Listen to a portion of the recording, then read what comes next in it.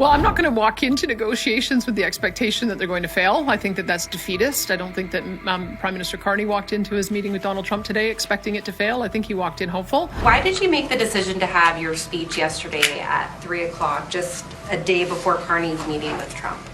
I made the decision to have the speech a week after the election, a few days after I'd had a chance to meet with my caucus, a few days after I'd had a chance to meet and talk with Mark Carney. Premier, chiefs of treaties 6, 7, 8, 4, and 10 are speaking about the possibility of a sovereignty referendum in about an hour. Now, they have overwhelmingly said that they oppose this kind of referendum and say it violates their treaties. So why are you giving separatists the chance to force a referendum question next year? I'm not sure what their sovereignty referendum would be. I mean, they already have sovereignty within a united Canada.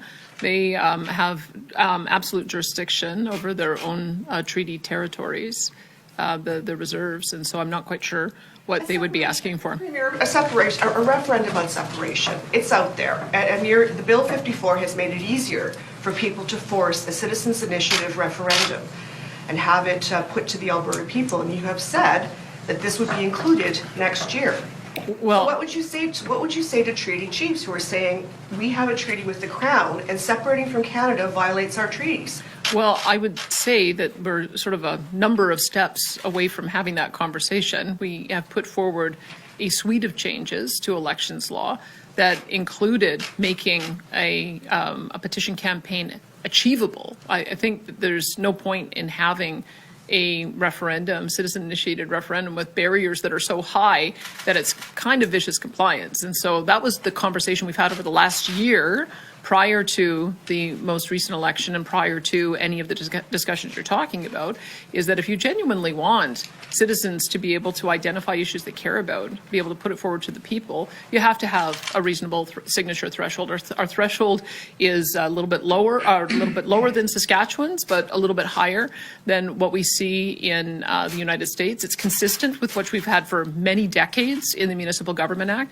So it shouldn't be that surprising that we're just trying to get some clarity so that people know what the process is if they want to take forward issues that they think matter to Albertans. And we'll go to Catherine. Yeah, and in asking for this guaranteed access to the 3 oceans, how does that respect other provincial jurisdictions?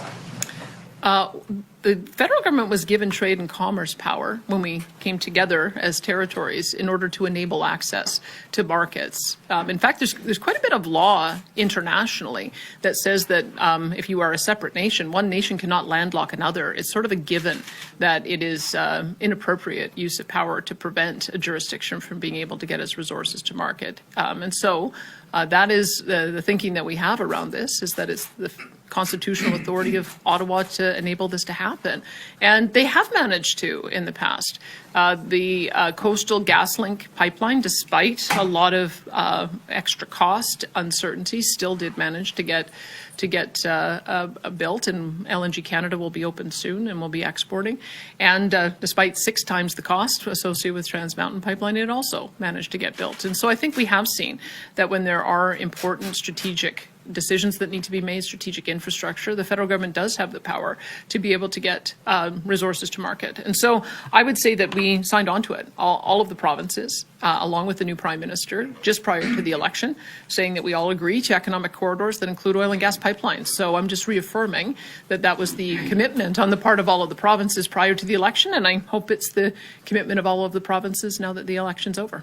And there's a municipal election coming up in October. Should the citizen initiative referendum meet the threshold before then, why not hold it then? Why the timing of 2026? I think there was a referendum question or two asked in conjunction with the municipals in the past, and I mean, I suppose that's an option. I just don't think that the timing will work in this case. It's 120-day.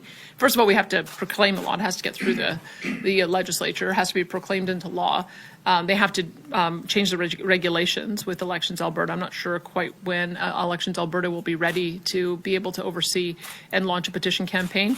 Any citizen would have to have a question that is approved in advance. That takes a little bit of time, 120-day signature collection period, and then I think it's a couple of months to be able to validate the signatures. So as you can see, with this whole process, I think it'd be impossible to try to get any questions in alignment with the municipal elections.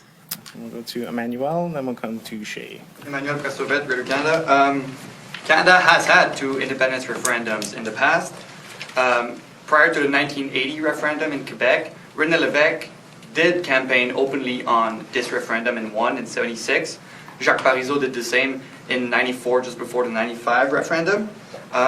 However, you did not campaign on opening the door to a separation referendum. You essentially campaigned on a tax cut and standing up to Ottawa. So do you have the mandate to open such a door to Alberta separating from the rest of Canada? Yeah, I don't have a mandate, and my party doesn't support that. My party quite clearly in their founding documents came together and they support a strong, united Canada, protecting constitutional sovereignty, and that's what I've been doing.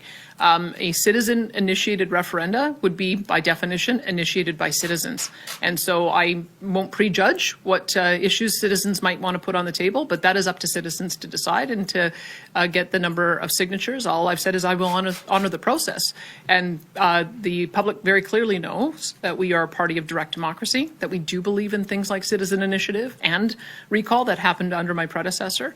And so I would leave it to the people, but that's why I have been pretty clear that I do not support separatism myself. I support a strong, sovereign Alberta within a united Canada, and that's what I'll keep working towards. And one part of your rhetoric against the federal policies in energy is that it would bring more uncertainty to the sector and also make investments go away from the province. Don't you think that such a referendum on separation would also be likely to do that? That's certainly what the rest of Canada said to Quebec about their 2 referendums. Well, I guess I'll wait and see if any questions come forward, if anything gets registered, if 177,000 signatures get accumulated. I mean, I think you're jumping ahead a number of steps. None of that has happened right now. There isn't a question on the table. There isn't an active petition campaign. All there is a process. And I think we have to accept that there's a lot of anger out there.